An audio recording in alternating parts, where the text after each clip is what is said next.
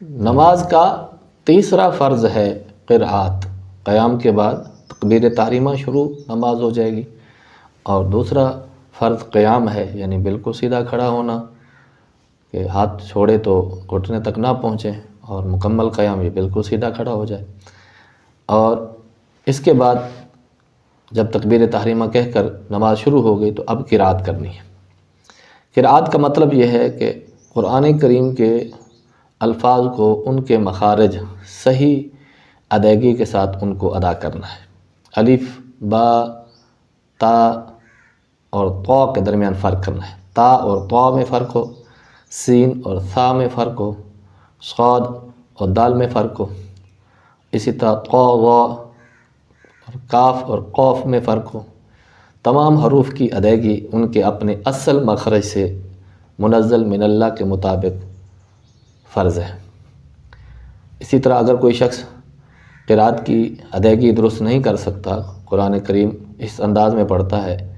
الفاظ مکس کر دیتا ہے اور معنی اس سے فاسد ہو جاتے ہیں، تو پھر اس کی نماز فاسد ہو جائے گی۔ اس لیے قرآن کریم کو تجوید اور قرأت کے مطابق صحیح مخرج اور صحیح ادائیگی کے ساتھ ادا کرنا فرض ہے۔ قرأت کے لیے مثال کے طور پر میں آپ کو بتا دیتا ہوں کہ الحمدللہ یہ ہا حلق والی ہے، اگر اس کو کوئی الحمدللہ پڑھے گا تو معنی فاسد ہو جائیں گے اور نماز فاسد ہو جائے گی۔ قل هو اللہ، قل ہا اور ہو، یعنی کہ ہا حلق والی اور تو آنکھوں والی جس کو ہم ہا بولتے ہیں، ان دونوں میں فرق ہے۔ قل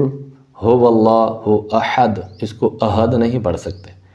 تو اس کا اگر ہا موٹی ہا پڑھیں گے تو اس سے نماز فاسد ہو جائے گی، معنی فاسد ہو جائیں گے۔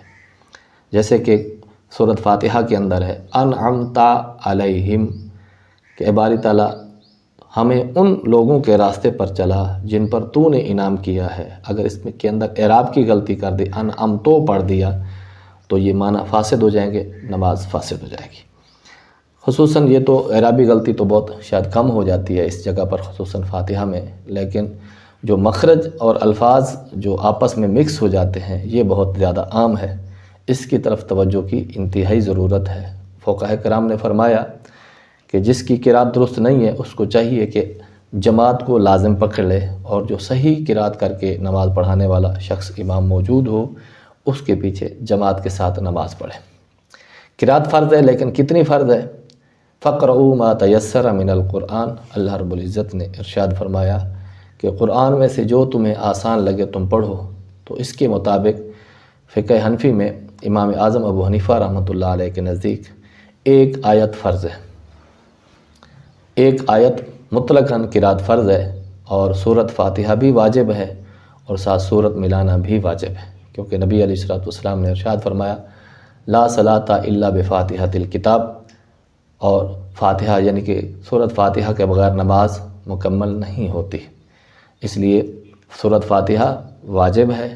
اور ساتھ سورت ملانا بھی واجب ہے، لیکن مطلقاً قرأت کی جب بات آئے گی فرض کی بات، تو وہ مطلقاً قرأت ہے، ایک آیت فرض ہے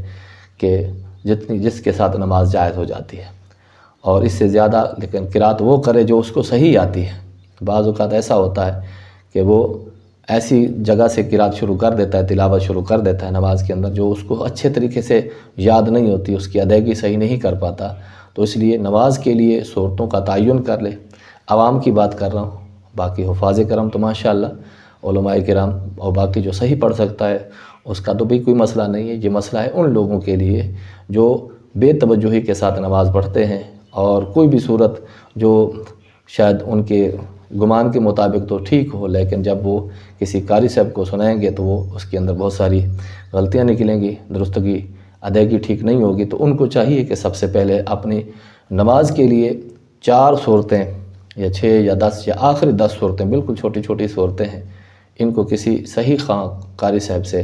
جو قرآن کریم کی ادائیگی درست کروا سکتا ہو اس کو سنا دے، اور جو غلطیاں ہیں ان کو سدھار لے، اور پھر ان آخری 10 صورتوں میں جو بھی نماز پڑھے ان میں سے اس کی تلاوت کرتا رہے، سورۃ فاتحہ کی، اور آخری 10 صورتیں یاد کر لے، یا آخری 4 صورتیں یاد کر لے، یا 2 صورتیں یاد کر لے، یا کم از کم سورہ اخلاص ہی صحیح طریقے سے یاد کر لے، تو کم از کم اس کی جو کم لیول کا جو شخص ہے جس کے پاس وقت نہیں ہے، کم از کم سورہ اخلاص صحیح طریقے سے یاد کر لے تو ہر رکعت کے اندر فاتحہ کے بعد سورہ اخلاص پڑھتا ہے، کیونکہ یہ بھی صحابہ کرام علیہم رضوان سے منقول ہے۔ نبی علیہ الصلوۃ والسلام کی بارگاہ میں ایک صحابی رسول کی شکایت لگی کہ یا رسول اللہ یہ صحابی ہیں اور نماز پڑھاتے ہیں، ہمارے امام ہیں، اور ہر رکعت کے اندر فاتحہ کے بعد سورہ اخلاص ہی پڑھتے ہیں۔ تو نبی علیہ الصلوۃ والسلام نے ان سے پوچھا کیوں پڑھتے ہو، وجہ کیا ہے، پورا قرآن ہے اور بھی آسان ہے، تمہارے لیے تو مسئلہ ہی نہیں ہے۔ تو انہوں نے عرض کی یا رسول اللہ صلی اللہ علیہ وسلم مجھے سورہ اخلاص سے محبت ہے، تو آپ نے ان کو اجازت عطا فرمائی۔ تو مقصد یہ ہے کہ قرأت درست ہوگی تلفظ کے ساتھ، یعنی کچھ لوگوں کا یہ طریقہ کار ہوتا ہے کہ وہ دل ہی دل میں پڑھتے رہتے ہیں، زبان سے پڑھتے نہیں ہیں۔ زبان سے پڑھنا، اس کی ادائیگی کرنا یہ ضروری ہے، وگرنہ یہ پڑھنا نہیں ہوگا۔ دل ہی دل میں کئی مرتبہ ہم اپنے دائیں بائیں دیکھتے ہیں لوگوں کو نماز پڑھتے ہو، ہم جتنی جلدی سے بھی ہم فاتحہ پڑھنے کی کوشش کریں، سورت ملانے کی کوشش کریں، چھوٹی سے چھوٹی سورت پڑھ لیں، جیسے ہی ہم سورت فاتحہ مکمل کر کے سورت اخلاص شروع کر کے ہم اپنی نماز رکوع کے لیے جاتے ہیں تو وہ دوسری رکعت شروع کر چکا ہوتا ہے۔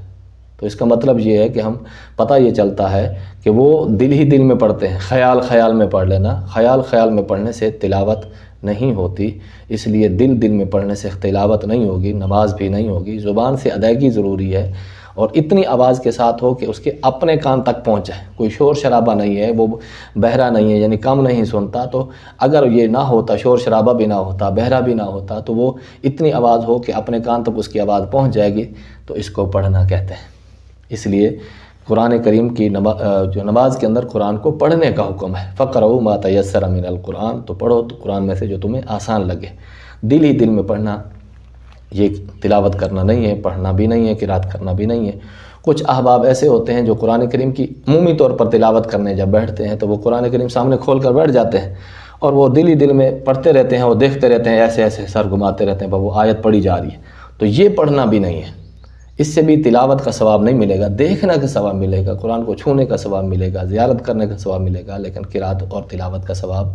نہیں ملے گا۔ جو نماز کا تیسرا فرض ہے وہ قرات ہے، تو